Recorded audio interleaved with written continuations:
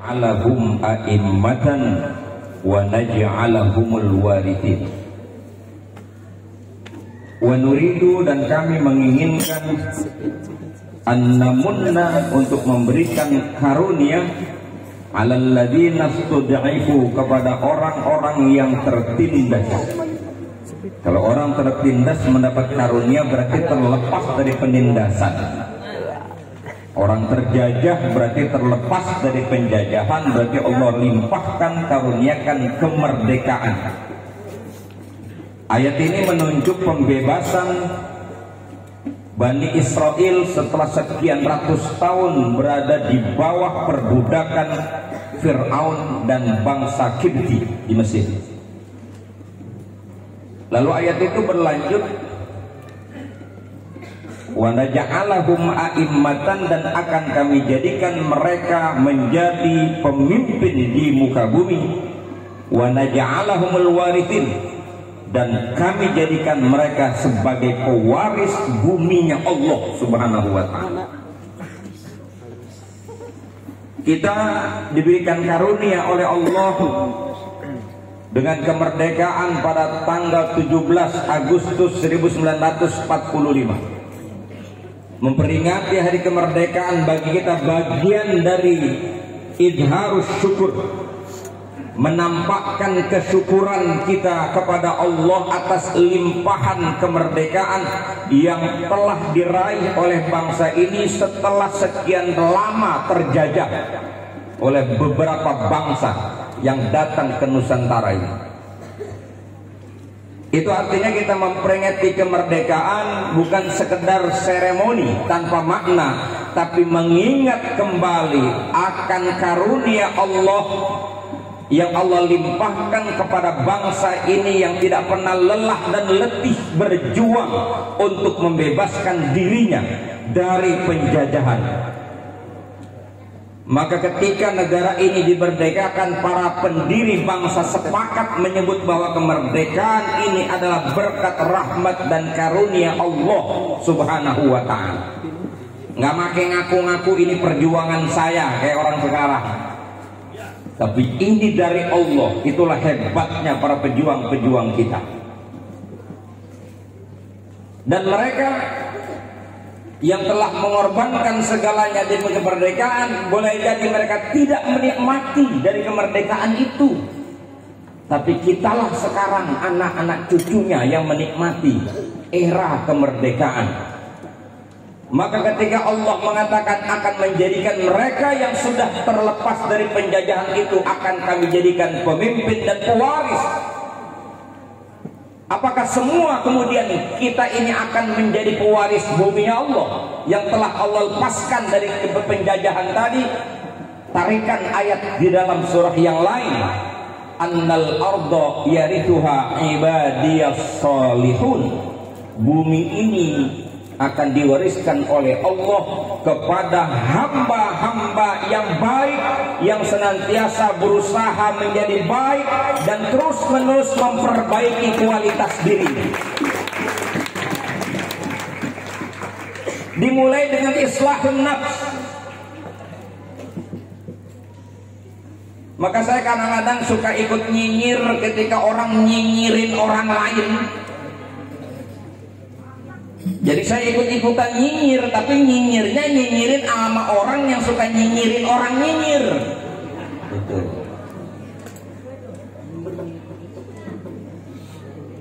Apa aja dibawa-bawa nyalain orang. Saya bilang Indonesia ini, kalaupun pemimpinnya jangankan manusia, malaikat lagi pemimpinnya, kalau ente nggak punya kualitas, tetap ente pecundang.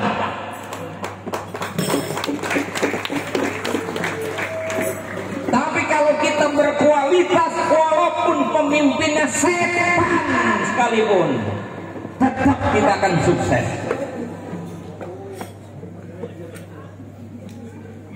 Makanya nggak usah nyala-nyali mana-mana. Sekarang yang paling bagus saya berbicara di hadapan generasi muda yang akan menatap masa depan. Kita generasi dibilang tua, masih belum bilang tua kita. Tapi artinya memang momentumnya kita tinggal sisa, Bib. Tapi ini anak-anak kita, syubbanul yaum rijalul ghad, hari ini menjadi pemuda, besok akan menjadi pemimpin. Dan tidak semua bakal jadi pemimpin kecuali yang punya kualitas, dan Allah akan pilih. Maka itu yang kita lakukan adalah mengeksplor diri, gali potensi diri, munculkan segala talenta yang Allah berikan kepada kita yang bisa membawa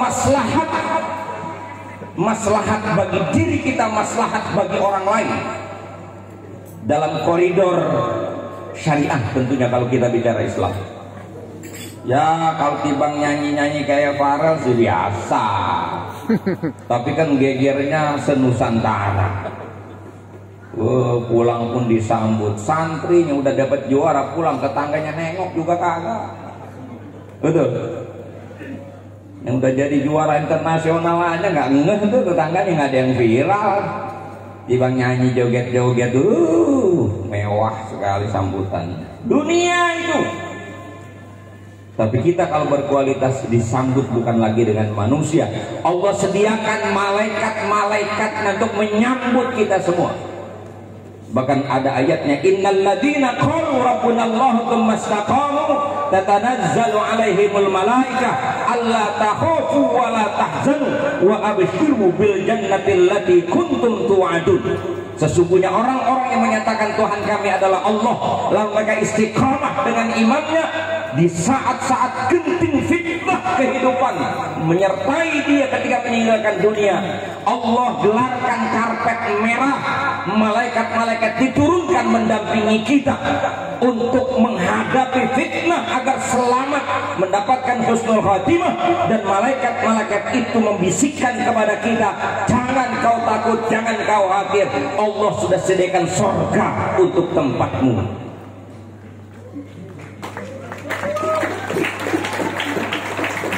Paham apa-apa yang teprok aja dulu lah. Kalimat itu soleh itu ya, soleh nggak disebut abdun atau abd. Soleh itu dari ya kalimatnya soluha, dari sana. Kalau aslaha bahwa muslih, reformisnya berarti kalau mau jadi orang soleh harus mampu mereformasi diri. Kalau kita ngomong nenek-nenek, mindsetnya dirubah, gak paham. Anak-anak ini mindsetnya jangan lagi sekarang kita bicara periode masa lalu, itu kenangan bagi kita dan pelajaran, tapi menatap masa depan dengan mindset yang lebih memungkinkan kita mampu bersaing, muncul menjadi generasi-generasi yang berkualitas. Itu hanya bisa buat orang-orang yang memang punya harapan. Dan masing-masing saya ada di sini, saya yakin adik-adik semua orang-orang yang memiliki harapan besar, rela meninggalkan kesenangan hidup di rumah masing-masing bersama teman-temannya, pergi ke sana kemari, bermain game dan bersenang-senang. Anda rela tinggalkan itu gadgetnya, tinggalkan untuk kesenangan masa muda, bertempur setiap hari di sini, menghafal pelajaran dari matan-matan yang kecil sampai matan-matan yang besar. Salah bahkan hasiah kita baca, itu bagian untuk mereformasi diri agar hidup kita berkualitas. Cukup kita bacakan ayat yarfa'illahu alladhina amanu minkum walladzina utul ilma darajat.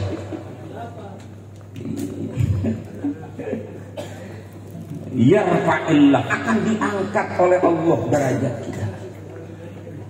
Syaratnya dua, yang pertama beriman, yang kedua berilmu. Al-Imam Al-Haddad bahkan di dalam hikamnya itu mengatakan bahwa al-kamal arba'atu ajza, ay al-kamalud diniyu arba'atu ajza. Kesempurnaan iman, kesempurnaan agama seseorang terletak pada 4 komponen. Yang pertama al-ilmu.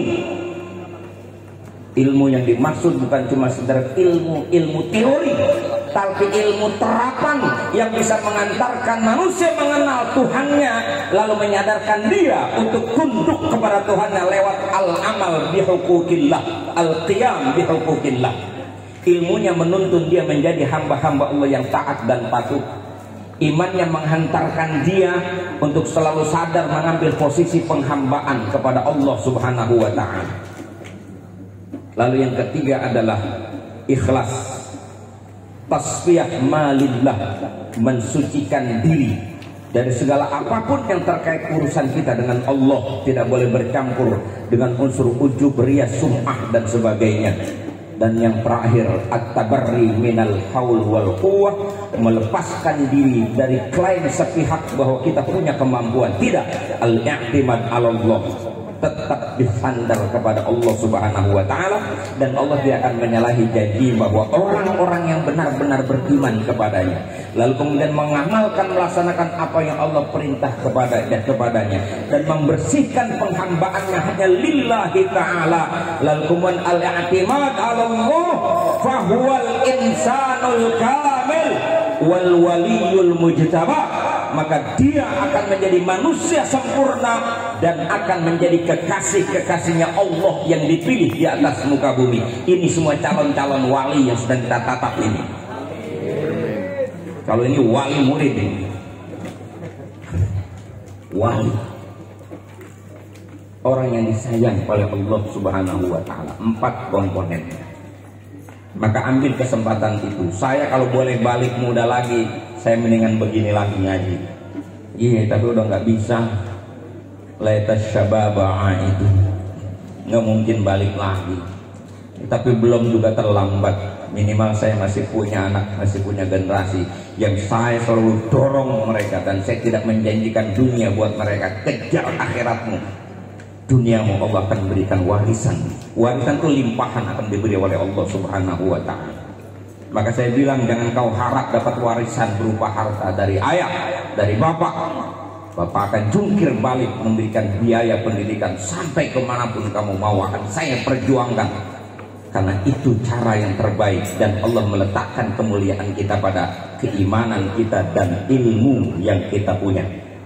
Selamat kepada para pelajar dan bersungguh-sungguh janganlah membuang-buang kesempatan berharga ini. Isi kemerdekaan dengan kualitas diri dan tidak perlu mencaci maki siapapun. Ketika terjadi apapun dalam hidup kita, yang baik syukuri, tapi ketika yang buruk fala yalumanna illa nafsah, jangan sekali-kali mencaci maki kecuali caci maki dirimu sendiri.